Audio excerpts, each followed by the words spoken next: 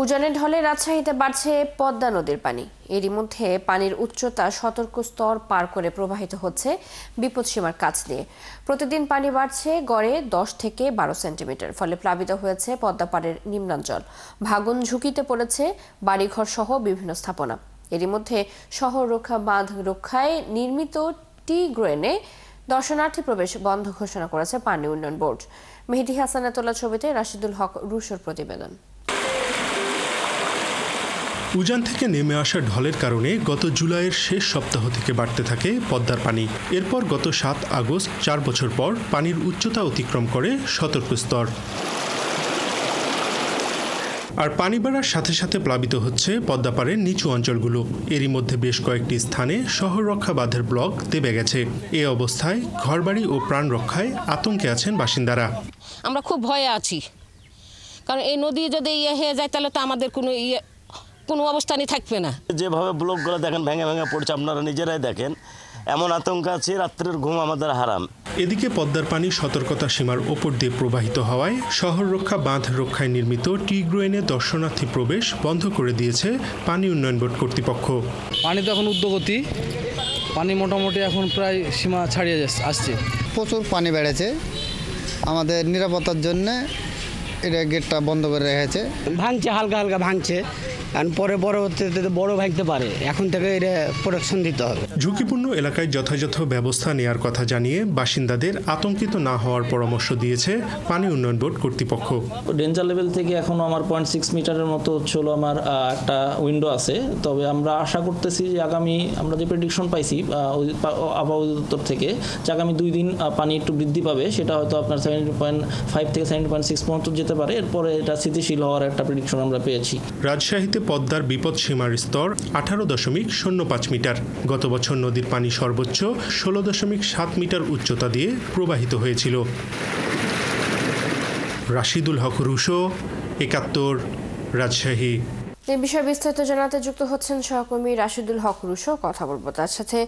Russo, নিশ্চয়ই শুনতে পাচ্ছেন কোন কোন এলাকা বেশি প্লাবিত হয়েছে এবং কি অবস্থায় রয়েছে নিম্নাঞ্চলের মানুষজন, এ নিয়ে আবহাওয়া অফিস কি বলছে, সব মিলিয়ে জানাবেন আমাদের। শেষ যে তথ্য আছে, বেশি পদ্মার পানির যে উচ্চতা সেটি 17.46 মিটার, এটি সর্বশেষ তথ্য আছে। তো এটি যেটি আমরা পানি উন্নয়ন বোর্ডের সাথে কথা বলেছি, আপনিও সংবাদে শুনছিলেন যে এটি কিন্তু যেটি সতর্কতা স্তর আছে সেটি অতিক্রম করেছে, তবে বিপদ সীমার এখনো 0.59 সেন্টিমিটার নিচ দিয়ে প্রবাহিত হচ্ছে।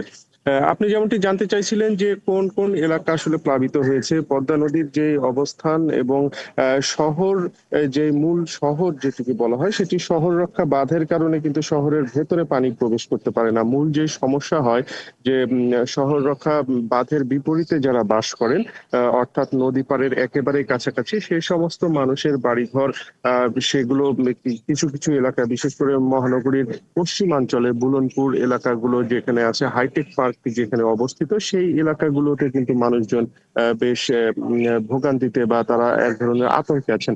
আর পাশাপাশি পদ্মার যে চর রয়েছে, চর খানপুর, সেখানে কিন্তু সেখানকার মানুষজনকে এই পানি বৃদ্ধির সাথে সাথে কিন্তু তাদেরকে কিন্তু ভোগান্তিতে পড়তে হয়। একাধিকবার এমনও এলাকা আছে যে তাদেরকে ঘর বাড়ি ছেড়ে অন্যত্র আশ্রয় নিতে হয়। এইটি হলো আসলে মানুষের ভোগান্তির এক ধরনের চিত্র। তো আর আপনি যেমনটি জিজ্ঞেস করছিলেন যে পানি উন্নয়ন বোর্ড এই ক্ষেত্রে কি ধরনের ব্যবস্থা নিচ্ছে, আমরা গতকাল পানি উন্নয়ন বোর্ড কর্তৃপক্ষের সাথেও কথা বলেছি।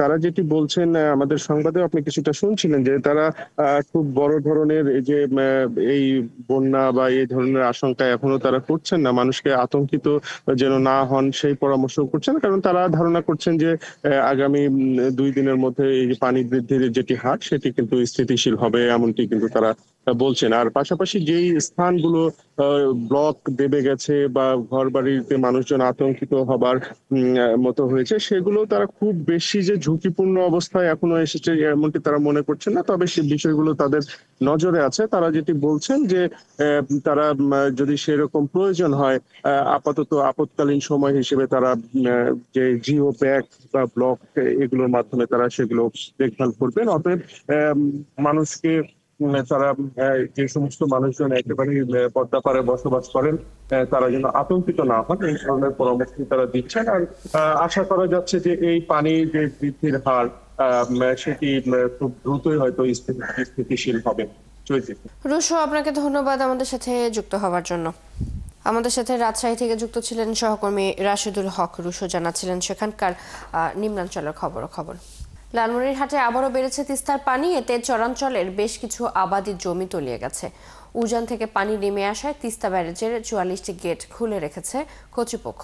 পানি উন্নয়ন বোর্ডের নির্বাহী প্রকৌশলী জানান, সকালে তিস্তা ব্যারেজের ডালিয়া পয়েন্টে পানি প্রবাহ রেকর্ড করা হয় 52.22 মিটার, যা বিপদসীমার 7 সেন্টিমিটার ওপরে। এদিকে পানি বাড়ায় নিম্নাঞ্চল প্লাবিত হয়ে পানিবন্দী হয়ে পড়েছেন কয়েক হাজার পরিবার। ডুবে গেছে তিস্তা চরাঞ্চলের রাস্তাঘাট ও ফসলের মাঠ। চরাঞ্চলের সড়কপথে যান চলাচল বন্ধ হয়ে পড়েছে। স্থানীয়রা নৌকা ও ভেলায় করে উঁচু স্থানে অবস্থান নিয়েছেন। আবারও বেড়েছে তিস্তার পানি। এ নিয়ে বিস্তারিত জানবো। আমাদের সাথে এই মুহূর্তে যুক্ত আছেন সহকর্মী মিলন পাটোয়ারি। কথা বলবো তার সাথে। মিলন, আমরা দেখতে পাচ্ছি যে এখনো সেখানে বৃষ্টি হচ্ছে। আবহাওয়া অফিস কি বলছে আসলে আবহাওয়া নিয়ে, এবং পানিবন্দী পরিবারগুলোর অবস্থা কি দেখছেন? পানি উন্নয়ন বোর্ড কি বলছে, সব মিলিয়ে জানাবেন।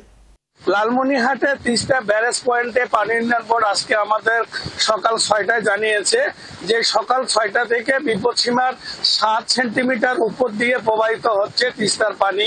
এর গত 2 দিনের কথা যদি বলি, বিপদসীমার প্রায় 10 সেন্টিমিটার নিচে ছিল, 7 সেন্টিমিটার নিচে ছিল, তা বেড়ে আবার 7 সেন্টিমিটার উপর দিয়ে প্রবাহিত হচ্ছে। এর কারণে যে লালমনিরহাট জেলার যে সমস্ত দুর্গম চরাঞ্চল রয়েছে সেখানে ইতিমধ্যে পানি উঠতে শুরু করেছে, অনেকের ঘর বাড়ি পানি উঠেছে। আর পানি উন্নয়ন বোর্ড যেটা আমাদের আবহাওয়া সূত্রে জানিয়েছে যে 2 দিন ভারী বৃষ্টির কারণে তিস্তা নদীর পানি এবং ভারতের উজানের পানির যে ভারত অংশে যে গজলডোবা রয়েছে সেখানে সমস্ত গেট খুলে দেওয়া হয়েছে। খুলে দেওয়ার কারণে পানিগুলোর তিস্তা ব্যারেজের দিকে ছুটে আসছে। এর কারণে তিস্তা ব্যারেজের যে ব্যারেজ রক্ষার্থে 44টি গেট ইতিমধ্যে খুলে দেওয়া হয়েছে। আর এই খুলে দেওয়ার কারণে তিস্তার অববাহিকা যে অঞ্চলগুলো রয়েছে সেখানে নিম্ন অঞ্চলগুলোর প্রায় ভোর থেকে তলিয়ে যাওয়া শুরু করেছে। আমরা কয়েকটি বসত বাড়ি গিয়েছিলাম, সেখানে দেখেছি যে লোকজন ঘরের ভিতরে যেখানে পানি উঠেছে চকিতে, এক চকির উপর আরেকটি চকি দিয়ে তারা মাচা পেতে তারা রাত্রি যাপন করেছে। এবং গতকালকে রাত থেকে মুষলধারে বৃষ্টির কারণে বন্যা দুর্গত লোকজনের মধ্যে চরম দুর্ভোগ একটা বিরাজ করছে। এবং তাদের যে এই বৃষ্টি না থামা পর্যন্ত তারা ঘর থেকে বাইরে হতে পারছে না। আর এছাড়াও যে উঁচু স্থানে তারা যে আশ্রয় নিতে ছুটে যাবে তারও কোনো বুদ্ধি নেই, কারণ যেভাবে বৃষ্টি হচ্ছে গতকালকে রাত থেকে। তবে চৈতি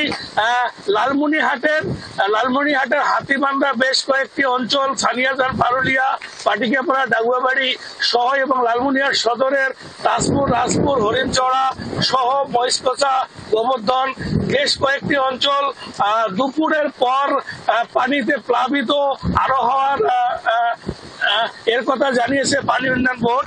তবে বন্যাত দুর্গতের মাঝে বন্যাত দুর্গতরা প্রায় লালমনিরহাট জেলার চরম দুর্ভোগে তারা বসবাস করছে। এবং যে সমস্ত কৃষকের রোপা আমন, পাট ক্ষেত এবং অন্যান্য যে ফসল বিভিন্ন চর অঞ্চলে রয়েছে সেই সমস্ত চর অঞ্চলে ফসলগুলো এই 2 দিন আগে পানি থেকে একটু নিমজ্জিত ছিল, কিন্তু পরবর্তীতে দেখা গেছে যে তারা। মিলন, আপনাকে অসংখ্য ধন্যবাদ আমাদের সাথে যুক্ত হবার জন্য। নিশ্চয়ই পরবর্তীতে আবারও যুক্ত হয়ে পরিবর্তিত পরিস্থিতি জেনে নেব। আমাদের সাথে লালমনিরহাট থেকে যুক্ত ছিলেন সহকর্মী মিলন পাটোয়ারি, জানাচ্ছিলেন তিস্তার পানি বৃদ্ধির খবর। পটুয়াখালী কলাপাড়ায় দীর্ঘ 40 বছর ধরে জোয়ারে ভেসে আর বন্যায় ডুবে জীবন পার করছে 250 পরিবার। ভুক্তভোগীরা জানান, নদীর তীরে বেড়িবাঁধ না থাকায় প্রতিদিন 2 দফা জোয়ারের পানিতে প্লাবিত হয় তাদের এলাকা। তলিয়ে যায় 200 একর কৃষি জমি, রাস্তাঘাট, শিক্ষা প্রতিষ্ঠান ও বসতভিটা। বর্ষাকালীন সময়ে অনেকের চুলা জ্বলে না। প্রশাসন আর জনপ্রতিনিধিদের আশ্বাসই শুধু মিলেছে, তবু এত বছরে হয়নি বেড়িবাঁধ। মিলন কর্মকার রাজুর তথ্য ও ছবিতে প্রতিবেদন। পটুয়াখালীর কলাপাড়ার পশ্চিম লোন্দা গ্রামের টিয়াখালী নদীর তীর ঘেঁষে 4 দশক ধরে বাস করছে অন্তত 250 পরিবার, কৃষি এবং মৎস্যজীবী তারা। এলাকাবাসী জানান, বর্ষায় তাদের দুর্ভোগের শেষ থাকে না। বেড়িবাঁধ না থাকায় প্রতিদিন 2 দফা জোয়ারের পানিতে প্লাবিত হয় এলাকা। পানিবন্দী হয়ে পড়ে গ্রাম, নৌকা বা ভেলায় করেই করতে হয় চলাচল। এই জোবা আইলে মনে করেন অমাবস্যা পূর্ণিমায় কমপক্ষে 7-8 দিন পর্যন্ত জোবা থাকে। আমরা স্কুলে যাইতে পারি না, এই ঝড়ের পানিতে সব ডুবে যায়। পোলাপান আসার সময় দাঁড়াই থাকা লাগে রাস্তায়, পানি জোয়ার যে সময় বাড়া লাগে সেই সময় পোলাপান আনা লাগে। এলাকার 200 একর কৃষি জমি জোয়ারে তলিয়ে যায়, তাই চাষাবাদ ঠিক মতো হয় না। তলিয়ে যায় রাস্তাঘাট, শিক্ষা প্রতিষ্ঠান ও বসত ভিটাও। স্বাভাবিক জোয়ারে পানিতে তলাই যায়, রাস্তাঘাট তলাই যায়, পোলাপান স্কুলে যেতে পারে না। আর কোনো ডাল এমন কোনো কিছু ফসল ফলাইতে পারতেছি না। মরার পর একটু চাই যে একটু শুকনো মাটিতে থাকার, এই শুকনো মাটি আমাদের জন্য মনে হয় যে ভাগ্যে নসিব হয় না। ভুক্তভোগীরা জানান, দীর্ঘদিন ধরে তারা বেড়িবাঁধ নির্মাণের দাবি জানিয়ে আসছেন। প্রশাসনের দৃষ্টি কাটতে কখনো পানিতে নেমে, কখনো কলাগাছের ভেলায় চেপে মানববন্ধন করেছেন, তবুও কাজ হয়নি। বিগত দিনে ঘূর্ণিঝড় রেমালের সময় 4 দিন পর্যন্ত আমাদের বাড়িঘর পানিতে তলিয়েছিল। প্রাকৃতিক দুর্যোগ, ঘূর্ণিঝড় ছাড়াও অমাবস্যা পূর্ণিমার অস্বাভাবিক জোয়ার ভাটায় আমরা ডুবি ভাসি। মানবিকভাবে ওদের এই সমস্যাটা সমাধান করা প্রয়োজন বলে আমি বিশ্বাস করি এবং আবেদন করছি আমি ওদের সাথে। পানি উন্নয়ন বোর্ডের নির্বাহী প্রকৌশলী জানান, বিষয়টি ঊর্ধ্বতন কর্তৃপক্ষকে জানানো হয়েছে, তবে বরাদ্দ না মেলায় কাজ শুরু সম্ভব হয়নি। তো বেড়িবাঁধের বাইরে যেহেতু এটা 1000 হেক্টরের নিচে, এটা পানি উন্নয়ন বোর্ডের কিছু করার নেই। তো তারপর আমরা ঊর্ধ্বতন কর্তৃপক্ষকে আমরা জানিয়েছি। আর এটা এলজিডি মাধ্যমে, ক্ষুদ্র পানি সম্পদের মাধ্যমে 1000 হেক্টরের নিচে যেহেতু এটা তারা করবে, সেই জন্য আমি ওনাদেরকে বলেছি, ওনারা এলজিডির সাথে যোগাযোগ করে তারপরে এটা ব্যবস্থা নেওয়ার জন্য তাদেরকে আমি অনুরোধ করেছি।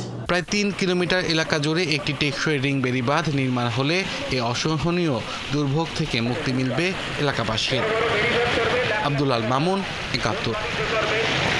কয়েকদিনের নজিরবিহীন পাথর লুটপাটে মরুভূমিতে পরিণত হয়েছে সিলেটের কোম্পানীগঞ্জ উপজেলার সাদা পাথর। গণমাধ্যমে সংবাদ প্রচারের পরপরই সারা দেশে সৃষ্টি হয়েছে সমালোচনার ঝড়। সচেতন নগরবাসী এবং পরিবেশ কর্মীরা মনে করেন, পরিকল্পিতভাবে সিলেটের পর্যটনকে ধ্বংস করা হচ্ছে। বিস্তারিত সাকিব আহমেদ মিঠু প্রতিবেদনে, ক্যামেরা ছিলেন তারেক আহমেদ সানি। বাংলাদেশের অন্যতম সুন্দর পর্যটন স্পট সিলেটের কোম্পানীগঞ্জ উপজেলার এই সাদা পাথর। এই প্রাণ প্রকৃতি, এই রূপ দেখার জন্য দেশের নানা প্রান্ত থেকে পর্যটকরা ছুটে আসতেন এখানে। কিন্তু পাথর লুটকারীদের ধ্বংসযজ্ঞের কারণে এখন শুধু মরুভূমির মতোই দেখা যায়। এমন ধ্বংসলীলা দেখলে বিশ্বাস করা কঠিন এটি বাংলাদেশের অন্যতম সুন্দর পর্যটন স্পট সাদা পাথর। এক সময় ছিল সারি সারি পাথরে ভরপুর, মনে হতো কোনো শিল্পীর আঁকা ছবি। এখন সেই সাদা পাথর দেখলে মনে হয় বিধ্বংস কোনো জনপদ। আমরা যারা ঢাকা থেকে আর কি আসি বা ঢাকার বাইরে থেকে যারা দূর দূরান্ত থেকে আসে, তারা তো এটা দেখার জন্যই আসে। যে আমরা পূর্বে এসেছিলাম তখন যেই সৌন্দর্যটা উপভোগ করতে পেরেছি, এইবার এসে মনে হলো যে এখানে শূন্য শূন্য অবস্থা, প্রায় মরুভূমি। জাফলংয়ে একজন নৌকার ড্রাইভার শুধু দুঃখ প্রকাশ করে বলতেছে যে ভাই, শুধু যে পাথর চুরি হচ্ছে এরকম কিছু না, পাথর চুরেরা আমাদের নৌকাগুলো চুরি করে নিয়ে যাচ্ছে পাথর চুরি করতে, ব্যবহার করতে। এই সম্পদ যারা লুট করছে তারা দেশের দেশদ্রোহী। তা সে যে দলেরই হোক, তাকে পর্যাপ্ত পরিমাণ ব্যবস্থা গ্রহণ করা উচিত। সিলেটের কোম্পানীগঞ্জ উপজেলার সাদা পাথরকে বলা হতো পাহাড়, নদী আর পাথরের রাজ্য। প্রকাশ্যে দিনের বেলা লুটপাটের কারণে রাজ্য হারিয়েছে তার চিরচেনা রূপ। তাই প্রশাসনের প্রতি ক্ষোভ জানালেন সচেতন নগরবাসী। দাবি জানালেন অল্প যেটুকু আছে সেটুকু রক্ষার। দেশের অন্যতম একটি পর্যটন স্পট সাদা পাথর, যেই সাদা পাথরের কারণে সিলেটকে মানুষ চিনে। বিশ্বের বিভিন্ন জায়গা থেকে, শুধু তো স্থানীয় পর্যটক কিংবা দেশের ভেতরে না, দেশের বাইরে থেকেও পর্যটকরা আসেন।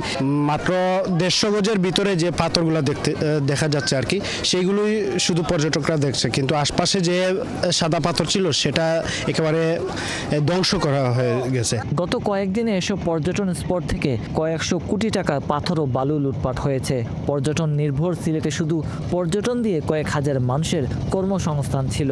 পরিবেশ কর্মীরা মনে করছেন, এভাবে সিলেটের প্রাণ প্রকৃতি ধ্বংস করলে ধ্বংস হবে সিলেটের পর্যটন শিল্প, বেকার হবে বহু মানুষ।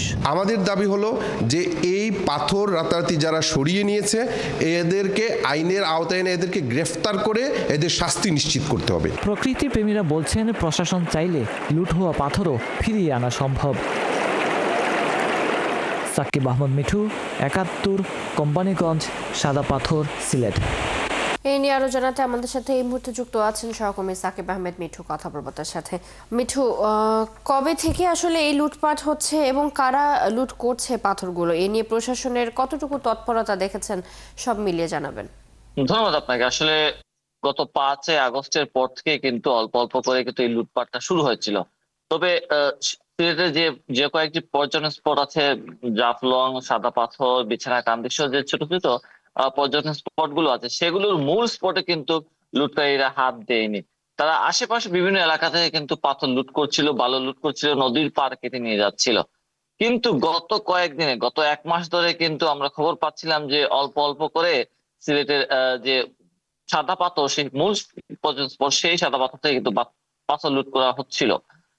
গত কয়েকদিনে আসলে আমরা যখন সংবাদ প্রকাশ করা শুরু করলাম, প্রকাশ্যে কিন্তু এবং প্রশাসনের নাকের ডগায় এই লুটপাটটা হচ্ছিল। তো প্রশাসন একটি দায়সারা বক্তব্য বরাবরই দেন। তারা বলেন যে তাদের অভিযান অব্যাহত আছে, তাদের জনসংখ্যা কম, যার কারণে প্রতিনিয়ত এই অভিযানটি অব্যাহত রাখাতে না, তবে তারা মাঝে মাঝে এই অভিযান অব্যাহত রাখেন পাথর লুটকারীদের বিরুদ্ধে। আপনি দেখেছেন যে সিলেটের যে সাদা পাথর, এটি বাংলাদেশের অন্যতম সুন্দর পর্যটন স্পট। এই মুহূর্তে যেটুকু আছে সেটি হচ্ছে যে বিজিবি যে বিওপি আছে, সেই বিওপি থেকে 150 গজের মধ্যে যেটুকু পাথর আছে সেইটুকু বেঁচে আছে। বাকি বলা যায় যে প্রায় 90% যেগুলো আছে সেই পাথরগুলো কিন্তু লুট হয়ে গেছে। এখন আপনি যদি এই সাদা পাথরের যে বিজিবির বিওপি, সেই এলাকাটুকু ছাড়া বাকি সবগুলো কিন্তু মাটি খুঁড়ে খুঁড়ে সেগুলো নিয়ে গেছে। তবে প্রশাসনের এই জায়গাটায় সচেতন নগরবাসী সহ পরিবেশ কর্মীরা বলছেন, এখানে প্রশাসনের একটি ব্যর্থতার পরিচয় দিয়েছেন। তারা এই যে প্রাকৃতিক যে সম্পদগুলো আছে সিলেটে, সেগুলো তারা যথাযথভাবে রক্ষা করতে পারেনি। অনেকে মনে করছেন যে এখানে প্রশাসনের কিছু হাতও থাকতে পারে, রাজনীতিবিদদের হাত থাকতে পারে, যারা ক্ষমতার ব্যবহার করছেন এই মুহূর্তে। এইসব এলাকায় স্থানীয় যারা আছেন তারাও চাইলে একটি দল গঠন করে এইসব প্রাকৃতিক স্পট গুলো, যে পর্যটন স্পট গুলো রক্ষা করতে পারতেন। আপনি জানেন যে বাংলাদেশের অন্যতম একটি সুন্দর ক্রিকেট স্টেডিয়াম সিলেটে আছে, বিভাগীয় ক্রিকেট স্টেডিয়াম। সেখানে যতগুলো দেশের টিম এখানে খেলতে এসেছিলেন, তারা কিন্তু প্রায় একবার হলেও সেই টিম সাদা পাথর ভ্রমণ করেছেন এবং সাদা পাথর সৌন্দর্য দেখার জন্য চেষ্টা করেছেন। এখন সেই সাদা পাথর যে আগের যে রূপ, সেই রূপ আর নাই। দেখলে মনে হতে পারে যে একটি বিধ্বস্ত কোনো জনপদ। আজকে আমরা খবর পেয়েছি যে জেলা প্রশাসনের পক্ষ থেকে একটি জরুরি বৈঠক আহ্বান করা হয়েছে। একটি তদন্ত কমিটি করা হয়েছে, যে অতিরিক্ত একজন জেলা প্রশাসক দিয়ে যে এই ঘটনা, এরকম যে সিলেটের যে কয়েকটি পর্যটন স্পট গুলো আছে সেগুলো কিভাবে রক্ষা করা যায়, এবং গত কয়েকদিনে কিভাবে এই পর্যটন স্পট গুলোতে প্রকাশ্যে দিবালোকে লুটপাট হলো, সেগুলো কিন্তু তারা এখন তদন্ত করবেন বলে মনে করছেন। সবশেষে বলতে চাই যে এখনো আশাবাদী পর্যটক প্রেমীরা বা প্রকৃতি, তারা বলছেন যে প্রশাসন চাইলে যে পাথর লুট হয়েছে সেগুলো তারা ফিরিয়ে আনা সম্ভব বলে তারা মনে করছেন। এই ছিল আমার কাছে সর্বশেষ তথ্য। মিঠু, আপনাকে ধন্যবাদ আমাদের সাথে যুক্ত হবার জন্য। কুমিল্লা থেকে অল্প সময়ে স্বল্প আয়ের যাত্রী পরিবহনের জন্য চালু হওয়া 18 জোড়া লোকাল ও ডেমু ট্রেনের চলাচল বন্ধ হওয়ায় বিপাকে পড়েছে যাত্রীরা। রেলওয়ে কর্তৃপক্ষ বলছে, ইঞ্জিন সংকটের কারণে ট্রেনগুলো বন্ধ আছে। ইঞ্জিন আমদানি হলে আবারও চালু হবে এসব ট্রেন। এদিকে অযত্ন আর অবহেলায় বিকল হয়ে খোলা আকাশের নিচে পড়ে আছে ডেমো ট্রেনগুলো। শিগগিরই লোকাল সহ দ্রুতগতির ডেমো ট্রেনগুলো চালুর দাবি তুলেছেন পূর্বাঞ্চলের মানুষরা। সহকর্মী কাজী এনামুল হকের তথ্য ছবিতে প্রতিবেদন। যাত্রী সেবার মান বাড়াতে চীন থেকে আনা ডেমো ট্রেনগুলোর বেশিরভাগই এখন অচল। যত্নের অভাব ও ইঞ্জিন সংকটে এরা এখন ঢাকা পড়ে আছে লতাপাতার জঞ্জালে। কুমিল্লায় এমনিতেই চাহিদার তুলনায় ট্রেনের সংখ্যা যথেষ্ট নয়, তার উপর ডেমো ট্রেন বন্ধে সেই সংকট আরও প্রকট হয়েছে। কুমিল্লা নোয়াখালী চাঁদপুর ও কুমিল্লা থেকে ঢাকা চট্টগ্রাম রুটে চলাচল করা 6 জোড়া লোকাল ও 6 জোড়া ডেমো ট্রেন সহ বন্ধ আছে 18 জোড়া ট্রেন। গত 5 বছরে একের পর এক এসব ট্রেন বন্ধে চরম ভোগান্তিতে পড়ছেন কুমিল্লা অঞ্চলের যাত্রীরা। বিশেষ করে ডেমো ট্রেন বন্ধে দুর্ভোগের মাত্রা বেড়েছে। সাধারণত সড়ক পরিবহনের চেয়ে আমরা ট্রেনটাকেই চলাচলটাকে নিরাপদ মনে করি। তো সেক্ষেত্রে দিন দিন যেভাবে যাত্রীর চাপ বাড়ছে সেই তুলনায় ট্রেন বাড়ানো উচিত, বরং কমানো হচ্ছে, যার কারণে আমরা ভুক্তভোগী হচ্ছি। ডেমো ট্রেনে তো অনেক প্যাসেঞ্জার যাতায়াত করতো, যেহেতু এটা ইনস্ট্যান্ট টিকিটগুলি ভিতরে কাটা হতো, তো ওটা তো লস হওয়ার কারণ ছিল না। কারণ ডেমো ট্রেনে মানুষের অনেক সুবিধাই ছিল। এই 10:30টার ট্রেন এখনও আসে নাই। যদি ট্রেনগুলি আগের যে গতিতে যে ট্রেনগুলি ছিল এই ট্রেনগুলি যদি আবার এখানে দেওয়া হয়, এখানে মানুষগুলি অনেক উপকৃত হবে। ট্রেন আমাদের বলতে গেলে কমেই গেছে। আমি ট্রেনের জন্য অপেক্ষা করছি, আমি ঢাকা যাবো কুমিল্লা থেকে, মহানগর ট্রেনের জন্য অপেক্ষা করতেছি। আমার 1 ঘন্টা সময় চলে যাইতেছে। যদি অ্যাভেলেবেল ট্রেন থাকতো, পর্যাপ্ত ট্রেন থাকতো, তাহলে আমি আরও আগে 1 ঘন্টা সময় আমার বাইসে যেত। ট্রেনের তীব্র সংকটের মাঝেও যেসব ট্রেন সচল আছে সেখানেও ঠিকমতো টিকিটও পাওয়া যাচ্ছে না জানিয়ে কুমিল্লা বাঁচাও আন্দোলনের আহ্বায়ক বলছেন, ডেমো ট্রেনগুলোকে পুনরায় মেরামত করা হলে স্বল্প ব্যয়ে গন্তব্যে পৌঁছতে পারবে এই অঞ্চলের যাত্রীরা। 16টি ট্রেন ইতিমধ্যে বাংলাদেশের চলাচল বন্ধ হয়ে গিয়েছে এবং কুমিল্লার একটি কমিউনিটি ট্রেন বলতে একটা কথা ছিল, এই ট্রেনটাও বন্ধ হয়ে গেছে। অথচ জনসংখ্যা যেভাবে বৃদ্ধি পেয়েছে সে হারে কিন্তু ট্রেনের সংখ্যা বাড়ছে না। তো আমি সরকারের কাছে আকুল আবেদন জানাচ্ছি, এই ট্রেনগুলো সংস্কার করা হোক এবং এই ট্রেনগুলো পুনরায় চালুর ব্যবস্থা করা হোক। পূর্বাঞ্চলে আন্তনগর ও লোকাল মিলিয়ে মোট 36 জোড়া ট্রেন চলাচল করলেও তাতে চাহিদার মাত্র 2/3 পূরণ হয় বলছেন কুমিল্লার স্টেশন মাস্টার।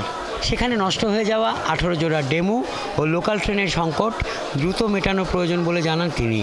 এটা আদৌ কর্তৃপক্ষ চালু করবে কিনা আমার মোটামুটি জানা নাই, তবে এটা যদি চালু করতো তাহলে হয়তো শর্ট যাত্রী যারা লাকসাম কুমিল্লা, লাকসাম টু কুমিল্লা, কুমিল্লা টু আখাউড়া, এই যাত্রীগুলোর যাতায়াতে আর সুবিধা বৃদ্ধি পাইত। বন্ধ ট্রেনগুলো চালুর পাশাপাশি যাত্রী সুবিধা নিশ্চিতে আরও নতুন ট্রেন চালু করার কথা বলছেন কুমিল্লা রেলওয়ের ঊর্ধ্বতন উপসহকারী প্রকৌশলী। যেটুকু জানা যায় যে ইঞ্জিনের সমস্যার কারণে, যেহেতু ইঞ্জিন সংকট, সেই জন্য এই ট্রেনগুলিকে আসলে বন্ধ করা হয়েছে। তবে অদূর ভবিষ্যতে আশা করা যাচ্ছে যে রেলে বেশ কিছু ইঞ্জিন আমদানি করতেছে, ওই ইঞ্জিনগুলো আমদানি হয়ে গেলে আসলে এই ট্রেনগুলি চালু হবে এবং যাত্রী সাধারণের যে দুরবস্থা ভোগান্তি সেগুলি অনেকাংশে লাঘব হবে। 2012 সালে 600 কোটি টাকা খরচ করে চীন থেকে আমদানি করা হয়েছিল 20টি ডেমো ট্রেন। 30 বছর সেবা দেওয়ার কথা থাকলেও 2020 সালে মাত্র 8 বছরেই বিকল হয়েছে এদের প্রায় সবগুলো। হাসান আহমেদ, 71। রেল বন্ধের আরো খবর জানাতে যুক্ত হচ্ছেন সহকর্মী এনামুল হক। কথা বলবো তার সাথে। এনামুল, কি কারণে আসলে বন্ধ করা হলো এবং রেল বন্ধের আসলে যে দুর্ভোগ যাত্রীরা পোহাচ্ছেন, কি বলছেন যাত্রীরা, রেলওয়ে কর্তৃপক্ষ এই বিষয়ে কি বলছেন, সব মিলিয়ে জানাবেন। মূলত প্রথমে যদি যাত্রীদের কথা বলি তাহলে কুমিল্লার যাত্রীরা অত্যন্ত দুর্ভোগে রয়েছে। একদিকে স্বল্প আয়ের মানুষগুলো অল্প টাকায় তারা নিজ গন্তব্যে পৌঁছতে পারত, একদিকে তারা সময় বাঁচত, আর সেই সাথে নিরাপদ এই যে চলাচলটি তারা করতে পারত সেটি তারা করতে পারছে না। তাহলে যাত্রীদের এই ক্ষোভটি, যাত্রীদের এই দুরবস্থাটা, কিন্তু আমরা যদি যাত্রীর সাথে একটু কথা বলে আসি, এই যে আপনারা চলাচল করছেন এখন কি কি সমস্যা হচ্ছে? সমস্যা বয়স্ক এবং শিশুদের জন্য বা অসুস্থদের জন্য একটা বিশাল একটা সমস্যা। ট্রেনটা খুব একটা ঝুঁকি কম, নিরাপদ, অনেক অবস্থা, শারীরিক ফিটনেসের জন্য, বয়স্কদের জন্য, শিশুদের জন্য, অসুস্থদের জন্য খুবই উপযোগী। কত টাকা দিয়ে যেতে পারতেন? কসবাতে মনে করেন 20 টাকা ডেমো, আর ইঞ্জিনও ভালো ছিল, ওইটা হলো কাল্পনিকভাবে এটা ধ্বংস করছে।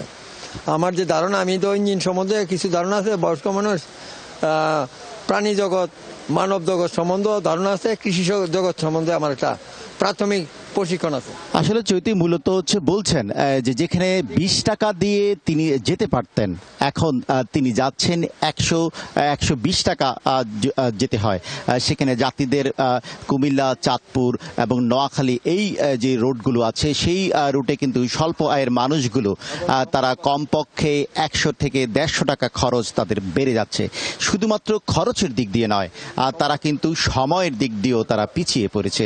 সেই জন্য যেখানে একদিকে কুমিল্লা থেকে 54টি ট্রেন চলাচল করত, আজকে শিডিউলে আমরা যেটি দেখলাম সেটি হচ্ছে 11টি আপ এবং 11টি ডাউন ট্রেন কিন্তু চলাচল করছে। সব মিলিয়ে 22টি ট্রেন। গেল 5 বছরে 18টি ট্রেন বন্ধ হয়ে গেছে। যেখানে 2012 সালে ডেমুটেল চলাচল শুরু করেছিল, সেখানে দ্রুতগতির ট্রেনগুলো এই কুমিল্লার 8 স্টেশন থেকে কুমিল্লা, চাঁদপুর, কুমিল্লা, নোয়াখালী, সেই কুমিল্লার আশেপাশের যে জেলাগুলোতে সেখানে ডেমু ট্রেনগুলো দ্রুততার সহিত যেত, সেখানে কিন্তু এখন সেই যাত্রীরা যেতে পারছে না। তারা কিন্তু যেতে হচ্ছে অন্য যানবাহনে। তাতে করে যাত্রীদের যে ভোগান্তি, যাত্রীদের সময়, সেটি কিন্তু এখন আর সময় মতো তারা অফিস এবং বিভিন্ন কাজ করতে পারছে না, সেই কথাটাই কিন্তু যাত্রীরা বলছেন। তবে রেল কর্তৃপক্ষ বলছেন খুব দ্রুতই ডেমু যে ইঞ্জিনের কারণে বিকল হয়েছে যে ট্রেনগুলো, সেগুলো তারা মেরামত করে শীঘ্রই কিন্তু ঠিক করবেন। তবে যাত্রীরা কিন্তু বলছেন শুধুমাত্র ডেমু ট্রেন নয়, অন্যান্য যে আন্তনগর যে ট্রেনগুলো আছে সেগুলো কিন্তু প্রায় 6 জোড়া ট্রেন কিন্তু এখন কিন্তু বন্ধ হয়ে আছে। সেই জন্য যাত্রীরা এবং চাচ্ছে খুব দ্রুততার সহিত আন্তনগর বা ডেমু ট্রেনগুলো চালু হলে যাত্রীদের দুর্ভোগ লাঘব হবে। তবে কর্তৃপক্ষ বলছেন যে ট্রেনগুলো ইঞ্জিন ঠিক করে আবারও ট্রেন চলাচল সেই শুরু হবে, সেটি কিন্তু যাত্রী এবং কর্তৃপক্ষ সেইটি কিন্তু জানান দিচ্ছেন। এনামুল, ধন্যবাদ আপনাকে যুক্ত হবার জন্য। টাঙ্গাইলে যমুনা সেতু থেকে মির্জাপুর পর্যন্ত 55 কিলোমিটারে 46টি রেল ক্রসিং এর মধ্যে 30টি অরক্ষিত। গেটম্যান না থাকায় মাঝে মধ্যেই ঘটছে দুর্ঘটনা। চলতি বছরের জানুয়ারি থেকে গত 8 জুলাই পর্যন্ত অরক্ষিত রেল ক্রসিং এ 16 জনের মৃত্যু হয়েছে। রেল কর্তৃপক্ষ বলছে, স্থানীয়রা যত্রতত্র রাস্তা বানিয়ে ফেলার কারণে অবৈধ রেল ক্রসিং এর সংখ্যা বাড়া নিয়ন্ত্রণ করা যাচ্ছে না। এম এ রাজ্জাকের দেয়া তথ্য ছবিতে প্রতিবেদন। টাঙ্গাইলে থামছেই না রেল দুর্ঘটনা। প্রতি মাসেই জেলার 55 কিলোমিটার রেল লাইনের কোনো না কোনো জায়গা থেকে আসছে মৃত্যুর খবর। আইনি জটিলতার ভয়ে অনেকেই আবার না জানিয়ে মৃতদেহ দাফন সম্পন্ন করেন। এ কারণে অনেক মৃত্যুর হিসেবই নেই রেল কর্তৃপক্ষের কাছে। টাঙ্গাইলের যমুনা রেল সেতু পূর্ব ইব্রাহিমাবাদ রেল স্টেশন থেকে ঘাড়িয়া রেল স্টেশন পর্যন্ত 19টি রেল ক্রসিংয়ের মধ্যে মাত্র 6টিতে গেটম্যান রয়েছে। খারিন্দা রেল স্টেশন থেকে মির্জাপুরের মহেরা রেল স্টেশন পর্যন্ত 18টি রেল ক্রসিংয়ের মধ্যে 6টিতে এবং মহেরা রেল স্টেশন থেকে মির্জাপুর রেল স্টেশন পর্যন্ত 9টি রেল ক্রসিংয়ের মধ্যে গেটম্যান রয়েছে মাত্র 4টিতে। এ জেলার 30টি অরক্ষিত রেল ক্রসিংয়ে দুর্ঘটনায় মৃত্যুর সংখ্যা দিন দিন বাড়ছে। প্রায়ই হতাহতের ঘটনায় এসব অরক্ষিত রেল ক্রসিং দিয়ে চলাচলকারীরা আতঙ্ক নিয়ে পারাপার হচ্ছেন। উন্না মুন্ডা ছাত্র হয়ে গেছে, তার বাড়ি এলো আড়নে নিয়ে মরে গেল দাওয়াত খাওয়ার ইয়া, তাহলে ওই কি হন? এই যে মানুষগুলো যায় সকল সে যায় আহে, এনে গেট মেন দেওয়ার দরকার না। আমাদের এই আনালে বাড়ি না, হাতিয়া এমনকি এলাঙ্গা, মানে টাঙ্গাইল থেকে যমুনা সেতু টাঙ্গাইল বহু জায়গায় এরকম পারাবারের অসুবিধা হয়। প্রত্যেকটা জায়গায় গেটম্যানের দরকার। আমাদের এই গ্রামে আমরা অনেক সময় এখান দিয়ে মোরা স্কুল আছে, আনলেবাড়ি এলো প্রাইমারি স্কুল, তো আমরা অনেক সময় আমরা স্কুলে যাই, এখন হাই স্কুলে উঠছি। অনেক সময় মানুষ পারাবাড়ি করে লাশ নিয়ে যায়, গাড়িতে সিঙ্গাল দেয়, খারায় না বা এবারে মানে একদিন নিয়ে গেল। আমাকে বাচ্চা কাচ্চা নিয়ে স্কুলে যাওয়া লাগে, তারপরে আঠা চালা করার লাগে, উঠপাড়িতে সরকারের উপর যাওয়ার লাগে, মরগার বাজার যাওয়ার লাগে, বাস স্ট্যান্ডে বাজারে যাওয়ার লাগে।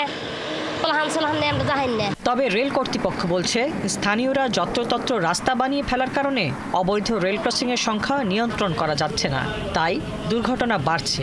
আমাদের বৈধ যে গেটগুলোতে সেগুলোতে কোনো সময়ই অ্যাক্সিডেন্ট ঘটছে না, কিন্তু এলাকাবাসী লোকজন সেখানে গিয়ে অবৈধভাবে কিছু রাস্তা তৈরি করেছে এবং সেখানে তারা রাস্তা পারাপার হচ্ছে এবং সেখানেই এই ঘটনাগুলো ঘটছে, যেগুলো আমাদের আসলে বৈধ গেট না। রেল পুলিশ জানায় চলতি বছরের জানুয়ারি থেকে গত ৮ জুলাই পর্যন্ত অরক্ষিত রেল ক্রসিংয়ে ১৬ জনের মৃত্যু হয়েছে। এছাড়া জেলায় ২০২৪ সালে ট্রেন দুর্ঘটনায় মারা যান ২৩ জন এবং ২০২৩ সালে মারা যান ৪০ জন। হাসিবা আলী বর্ণা, ৭১। রাজধানীর মৌচাকে প্রাইভেট কারের ভেতরে নিহত জাকির মিজানের গ্রামের বাড়ি নোয়াখালীর চাটখিলে চলছে শোক।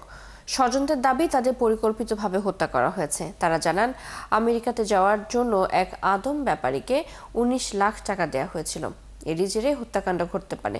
তবে ঘটনার সুষ্ঠু তদন্ত করে হত্যার রহস্য উদ্ঘাটন এবং জড়িতদের দৃষ্টান্তমূলক শাস্তির দাবি জানান নিহতের স্বজন সহ এলাকাবাসী।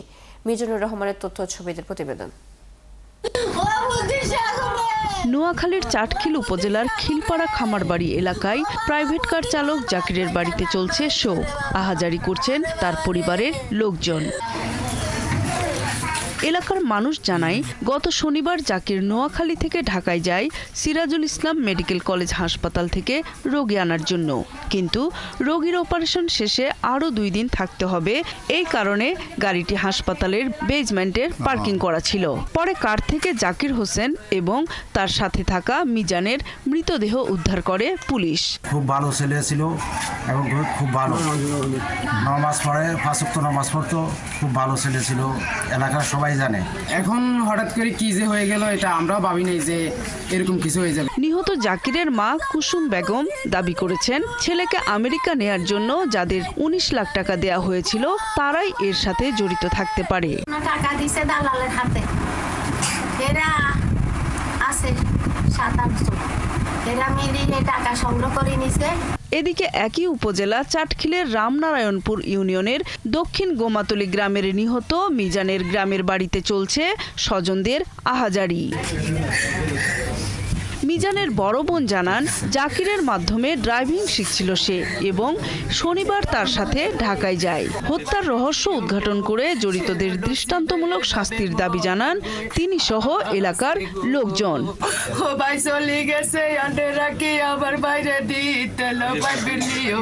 কালকে আমরা এই খবর পাই মিজান জাকির গাড়িতে মৃত অবস্থা আছে। আমরা এটা সুস্থ তদন্ত এবং সঠিক তদন্ত বিচার চাই। মিজানের লগে কোনো শত্রুতা আমি দেখতেছি না কারো। তারপরে এই তদন্ততে আমি তার জ্যাঠাতো ভাই, আমি উচিত রকম বিচার চাই। এদিকে হত্যাকাণ্ডের সাথে যারাই জড়িত তাদের চিহ্নিত করে আইনের আওতায় আনার দাবি জানান স্থানীয় জনপ্রতিনিধি। আমরা গভীরভাবে মর্মাহত যে এই ঘটনার জন্য বর্তমান সরকারের পুলিশ প্রশাসন থেকে শুরু করে এবং সরকারের কাছে আবেদন করব যাতে সুষ্ঠু তদন্তের মাধ্যমে সঠিক তথ্য উদ্ঘাটন করা হয় এবং অপরাধীদেরকে শাস্তিমূলক ব্যবস্থা গ্রহণ করা হয়। সোমবার রাজধানীর মৌচাকে একটি হাসপাতালের পার্কিংয়ে কার থেকে জাকির ও মিজানের মৃতদেহ উদ্ধার করে পুলিশ। নূর তাজমিন নীর, ৭১। খুলনা বিশ্ববিদ্যালয়ে আবারও এক শিক্ষকের বিরুদ্ধে যৌন হয়রানির অভিযোগ উঠেছে। অভিযুক্ত বাংলা বিভাগের প্রধান ডক্টর রুবেল আনসারের বিরুদ্ধে। যৌন হয়রানি ও নিপীড়ন নিরোধ কেন্দ্রে জমা দেওয়া অভিযোগকারী ওই বিভাগের এক ছাত্রী। এর মধ্যে অভিযোগ তদন্ত শুরু করেছে যৌন হয়রানি ও নিপীড়ন নিরোধে গঠিত 7 সদস্যের কমিটি। কমিটির প্রধান অধ্যাপক তসলিমা খাতুন জানিয়েছেন আগামী 30 কার্যদিবসের মধ্যে তারা তদন্ত প্রতিবেদন দেবেন। 2010 সাল থেকে এ পর্যন্ত খুলনা বিশ্ববিদ্যালয়ের ছাত্রীদের সাথে যৌন হয়রানির অভিযোগ নিষ্পত্তি হয়েছে 22টি। বিস্তারিত কনক রহমানের প্রতিবেদনে। তোমার হাত আমি ফু দিয়ে ঠিক করে দেব, ভালোবাসার চিহ্ন এঁকে দেবই। হোয়াটসঅ্যাপে ছাত্রীকে উদ্দেশ্য করে শিক্ষকের এমন লেখা মন্তব্য মুহূর্তে ভাইরাল হয়ে ওঠে। এরপর শুরু হয় সামাজিক মাধ্যমে নেতিবাচক সহ বিভিন্ন মন্তব্য। অভিযোগে একটি অংশে ছাত্রী লিখেছেন, হঠাৎ একদিন শিক্ষক রুবেল হোসেন তাকে মোবাইল ফোনে কল করেন এবং তার সাথে দেখা করার অনুরোধ জানান। তিনি নিরালা মোড়ে গেলে কথা বলার অনুরোধ করে গাড়িতে ওঠার এক পর্যায়ে গাড়ির ভেতর অনৈতিক প্রস্তাব দেওয়া হয়। এ সময় তিনি গাড়ি থেকে বের হওয়ার চেষ্টা করলে ওই শিক্ষক তার হাত চেপে ধরেন এবং জেদ না করার জন্য জোরাজোরি করেন। ছাত্রী লিখিত অভিযোগে আরও লিখেছেন, শিক্ষক তাকে বলেন, তোমার রেজাল্ট 3.50 হয়ে যাবে। এরপর আত্মরক্ষার্থে ছাত্রী গাড়ি থেকে নেমে পড়েন বলে অভিযোগে উল্লেখ করেন। এমন অভিযোগকে ভিত্তিহীন ও ষড়যন্ত্র বলে দাবি করলেও ষড়যন্ত্র কি তা পরিষ্কার করেননি খুলনা বিশ্ববিদ্যালয়ের বাংলা বিভাগের প্রধান প্রফেসর রুবেল আনসার। আর আমি যেহেতু অভিযুক্ত এখনো পর্যন্ত, তাহলে আমার কাছেও তো কিছু প্রমাণাদি আছে নিশ্চয়ই, ওই ঘটনা সংশ্লিষ্ট কি হয়েছে, কতটুকু কথা হয়েছে, তো সেটা দেখলেও সংশ্লিষ্ট কমিটি বুঝবেন যে আসলে কি ঘটেছে, ফ্যাক্ট কি। বিশ্ববিদ্যালয়ের যৌন হয়রানি ও নিপীড়ন নিরোধ কমিটির প্রধান জানান, মঙ্গলবার বিকালে 7 সদস্যের তদন্ত কমিটি ওই ছাত্রীর লিখিত অভিযোগ পর্যালোচনা করে তা নথিভুক্ত করেন। প্রমাণ হওয়ার আগে তো আমরা কাউকে এখনো পর্যন্ত দোষী বলতে পারবো না। এই জন্য সাক্ষী যারা এভিডেন্স সব কিছু বিবেচনা করে তখন আমাদের পরবর্তীতে সিদ্ধান্তটা আসে। তথ্য উপাত্ত বিশ্লেষণ করে দেখা গেছে 2010 সাল থেকে এ পর্যন্ত খুলনা বিশ্ববিদ্যালয়ে যৌন হয়রানির অভিযোগের সংখ্যা 22টি। এর মধ্যে 20টি অভিযোগের তদন্ত শেষে 5 শিক্ষক কর্মকর্তাকে চাকরিচ্যুত সহ বিভিন্ন মেয়াদে শাস্তির সুপারিশ করেন তদন্ত কমিটি। পাশাপাশি 3 শিক্ষার্থীর বিরুদ্ধে যৌন হয়রানির অভিযোগ প্রমাণিত হয়, একজনকে আজীবন এবং 2 জনকে 1 বছরের জন্য বিশ্ববিদ্যালয় থেকে বহিষ্কারের সুপারিশ করে তদন্ত কমিটি। কনক রহমান, 71, খুলনা। গাজীপুরের সাংবাদিক আসাদুজ্জামান তুহিন হত্যার প্রতিবাদ ও হত্যাকারীদের দৃষ্টান্তমূলক শাস্তির দাবিতে চাঁপাইনবাবগঞ্জের শিবগঞ্জে মানববন্ধন হয়েছে। মঙ্গলবার শিবগঞ্জ ডাকবাংলোর সামনে এই কর্মসূচির আয়োজন করে সাংবাদিক সমাজ ও সচেতন নাগরিকবৃন্দ। প্রায় 1.5 ঘন্টা ধরে এই কর্মসূচি চলে। এ সময় বক্তারা বলেন, এই ঘটনা শুধু একজন সাংবাদিককে হত্যা নয়, বরং পুরো গণমাধ্যমের উপর আঘাতের শামিল। এ সময় তারা হুঁশিয়ারি দেন, গলা কেটে সাংবাদিকদের কণ্ঠ রোধ করা যাবে না। এছাড়া শিগগিরই সাংবাদিকদের নিরাপত্তা নিশ্চিতের পাশাপাশি তুহিন হত্যার বিচার নিষ্পত্তির দাবি জানানো হয় মানববন্ধনে। সাংবাদিকতার জন্য বিপজ্জনক দেশ হচ্ছে ইসরায়েল আর পৃথিবী হচ্ছে বাংলাদেশ। আমরা সেই বাংলাদেশে বাস করি, সেই বাংলাদেশে আমরা সাংবাদিকতা করি। আইন শৃঙ্খলা বাহিনীর প্রতি দৃষ্টি আকর্ষণ করছি, আপনারা দ্রুত রিমান্ডে এনে তাদের যে সমস্ত অপকর্ম রয়েছে সেগুলো আপনারা করুন। আর আমার সহকর্মীদের প্রতি আমার অনুরোধ থাকবে, দল মত নির্বিশেষে সাংবাদিকদের যে ব্যক্তি সাংবাদিকদের বিরুদ্ধে দাঁড়াবে তার বিরুদ্ধে আমরা রুখে দাঁড়াবো। চট্টগ্রামের বাঁশখালীতে ফিশিং বোটে নিষিদ্ধ ট্রলিং সরঞ্জাম স্থাপনের মূল হোতা ভারতীয় নাগরিককে যৌথ অভিযানে আটক করেছে বাংলাদেশ কোস্টগার্ড ও সেনাবাহিনী। কোস্টগার্ড পূর্ব জোনে এক সংবাদ সম্মেলনে এসব তথ্য জানান লেফটেন্যান্ট কমান্ডার অনিক মাহমুদ। এ সময় তিনি বলেন, গোপন সংবাদের ভিত্তিতে বাঁশখালী থানাধীন শেখের খিল এলাকার একটি গোডাউনে ফিশিং বোটের নিষিদ্ধ আর্টিসনাল ট্রলিং সরঞ্জাম তৈরির কাজ চলছে, এমন তথ্যের ভিত্তিতে অভিযান চালানো হয়। এ সময় একটি গোডাউনে তল্লাশি চালিয়ে প্রায় 25 লক্ষ টাকা মূল্যের 7টি অবৈধ ট্রলিং জাল ও মাদক সহ 3 বাংলাদেশি কারিগর এবং ভারতীয় 1 নাগরিককে আটক করা হয়। পরে গোডাউনের মালিক মান্নান মিয়ার বাড়িতে ভারতীয় ব্যক্তির পাসপোর্ট জব্দ করা হয়। ব্যক্তিরা হলেন আমল চন্দ্র বরগুনা, নাথ বিশ্বাস মোংলা এবং আকাশ বিশ্বাস সাতক্ষীরা জেলার বাসিন্দা। এছাড়া পণ্ডিত বিশ্বাস, যার বয়স 38 বছর, ভারতের পশ্চিমবঙ্গের দক্ষিণ 24 পরগনা জেলার বাসিন্দা বলে জানা যায়।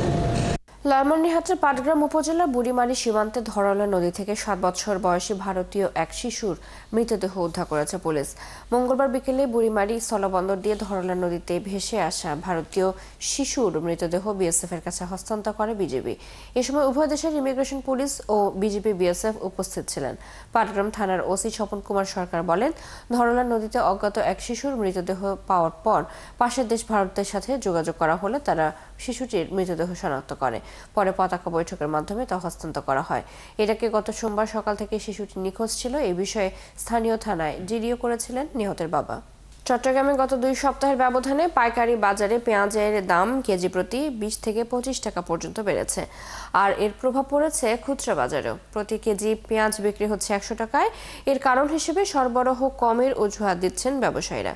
আর এই সংকট নিরসনে পেঁয়াজ আমদানি করতে চান তারা। আর তা না হলে নতুন পেঁয়াজ না আসা পর্যন্ত দাম আরও বাড়তে পারে বলছেন ব্যবসায়ীরা। বাবুনপালের ক্যামেরায় আরও জানাচ্ছেন রাজীব বড়ুয়া।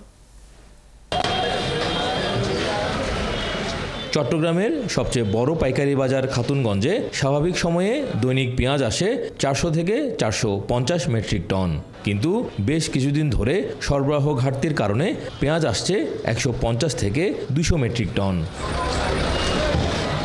এতে পাইকারি বাজারে বর্তমানে ভালো মানের দেশি পেঁয়াজ বিক্রি হচ্ছে কেজি প্রতি ৭৫ থেকে ৮৫ টাকায়, যা এক সপ্তাহ আগে ছিল ৫৫ থেকে ৬০ টাকা।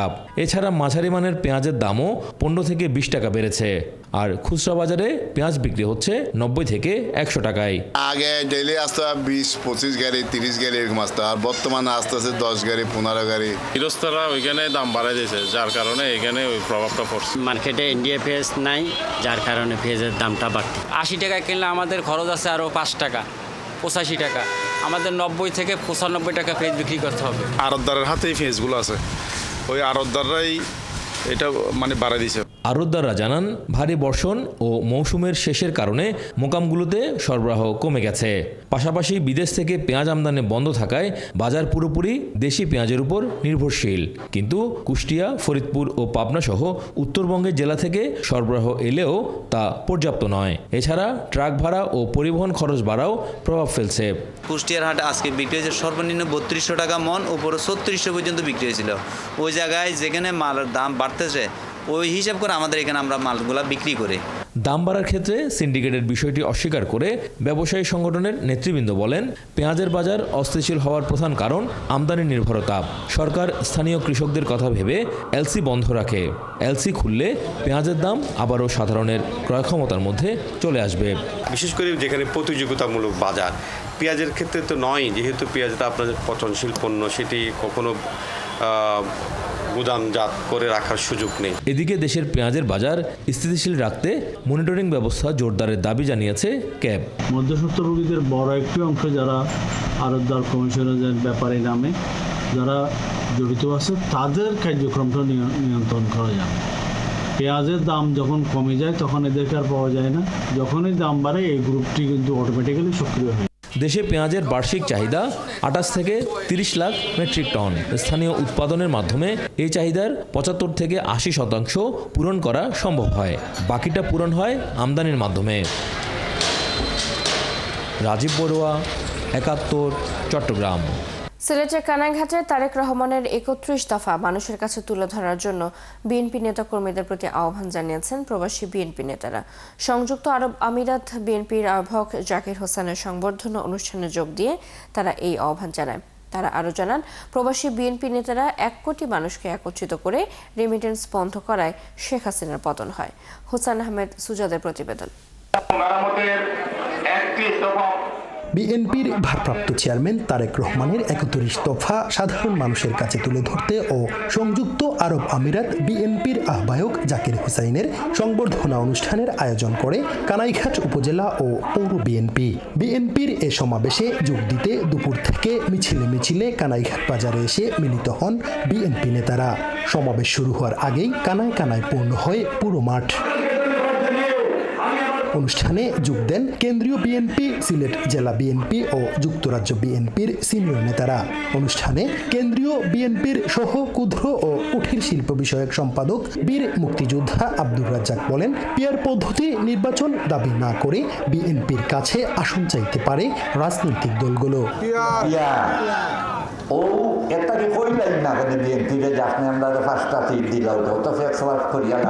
সভায় যুক্তরাজ্য বিএনপির সাধারণ সম্পাদক কয়সর আহমদ বলেন, গেল ১৭ বছর আওয়ামী লীগের বিরুদ্ধে আন্দোলন করেছেন বিএনপির ভারপ্রাপ্ত চেয়ারম্যান তারেক রহমান। হঠাৎ ঘুম থেকে উঠে কেউ নিজেকে জুলাই আগস্ট আন্দোলনের নায়ক ভাবলে সেটা ঠিক হবে না। প্রবাসে বাংলাদেশি ১ কোটি মানুষ থাকে বন্ধুরা। এই ১ কোটি প্রবাসী বাংলাদেশিরা দেশ নায়ক তারেক রহমানের নেতৃত্বে ঐক্যবদ্ধ হয়ে এই বিএনপির অন্য নেতাদের দাবি, বর্তমানে বিএনপি যেভাবে ঐক্যবদ্ধ রয়েছে, বিএনপি ঠিক সেইভাবে সকল ধরনের ঘাত প্রতিঘাত ভুলে আগামী নির্বাচনে কাজ করতে হবে ধানের শীষের প্রার্থীর পক্ষে। এই নির্বাচন অত্যন্ত কঠিন। এই কঠিন নির্বাচনকে আমাদেরকে মোকাবেলা করতে হবে। এই মোকাবেলা করতে হলে আমাদেরকে ঐক্যবদ্ধ থাকতে হবে। বিএনপি যদি আল্লাহর রহমতে এই রাষ্ট্র পরিচালনার সুযোগ পায়, তাহলে ৫০ লক্ষ পরিবারের কাছে ফ্যামিলি কার্ড পৌঁছানো হবে। এবং এই ফ্যামিলি কার্ডের মানে হলো অত্যন্ত অল্প মূল্যে, সাশ্রয়ী মূল্যে এই পরিবারগুলি যেন খাদ্যশস্য সরবরাহ পায় মাসিক ভিত্তিতে। অনুষ্ঠানে বক্তব্য রাখেন ছাত্রদল, যুবদল, স্বেচ্ছাসেবক দল সহ বিএনপির বিভিন্ন পর্যায়ের নেতারা। হুসাইন আহমেদ সুজাদ, ৭১, সিলেট। দেশ বরেণ্য ক্রীড়া সংগঠক বিএনপির প্রতিষ্ঠাতা শহীদ প্রেসিডেন্ট জিয়াউর রহমান ও সাবেক প্রধানমন্ত্রী বেগম খালেদা জিয়ার ছোট ছেলে মরহুম আরাফাত রহমান কোকোর জন্মদিন পালিত হয়েছে বগুড়ার জিয়া বাড়িতে। জন্মদিনের কেক কাটা নয়, আয়োজন ছিল দোয়া অনুষ্ঠানের। এছাড়া এই উপলক্ষে কিছু অনুদান দিয়ে অসহায় মানুষের মুখে হাসি ফোটানোর চেষ্টা করা হয়। এসএম আবু সাইদের প্রতিবেদন। বগুড়ার জিয়া বাড়িতে কোকো স্মৃতি সংসদ যুক্তরাজ্যের শাখার উদ্যোগে অনুষ্ঠিত হয় দোয়া মাহফিল, আর্থিক অনুদান বিতরণ, এতিমদের মাঝে খাবার বিলি আর আলোচনা সভা। উপজেলার 17টি ধর্মীয় প্রতিষ্ঠানে নগদ আর্থিক সহায়তা পৌঁছে দেওয়া হয় সবার হাতে। অনুষ্ঠানে বক্তারা স্মরণ করেন কোকোর বিনয়ী, নির্লোভ আর কর্মমুখর জীবনের কথা। বলেন তিনি ছিলেন খেলাধুলা আর তরুণ প্রজন্মের প্রেরণার উৎস। বিএনপির চেয়ারপারসনের উপদেষ্টা ও কৃষক দলের কেন্দ্রীয় কমিটির সিনিয়র সহ সভাপতি সাবেক এমপি হেলালুজ্জামান তালুকদার লালু অনুষ্ঠানে সভাপতিত্ব করেন।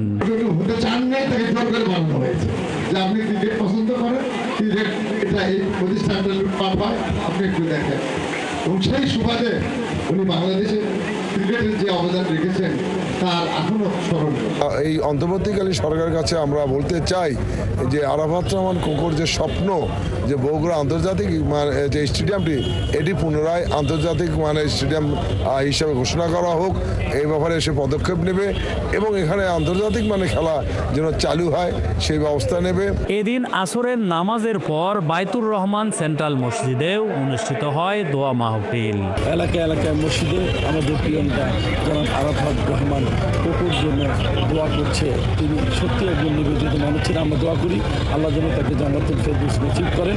আগামী দিনে যাতে তার যে অসমাপ্ত কাজগুলো রয়েছে, তার যে স্বপ্নগুলো যে অধরা রয়ে গেছে এবং বগুড়াবাসীকে নিয়ে ওনার যে চিন্তা ভাবনা ছিল সেগুলো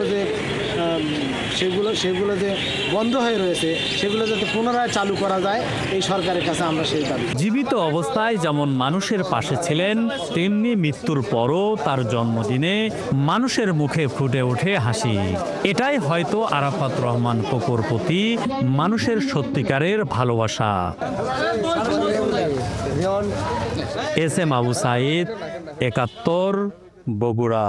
চলছে দেশ চোখ, সরাসরি সংবাদ এবং অনুষ্ঠান দেখতে চোখ রাখুন ৭১-এর ফেসবুক পেজে, সাবস্ক্রাইব করুন ৭১-এর ইউটিউব চ্যানেল, থাকুন ৭১-এর সাথে।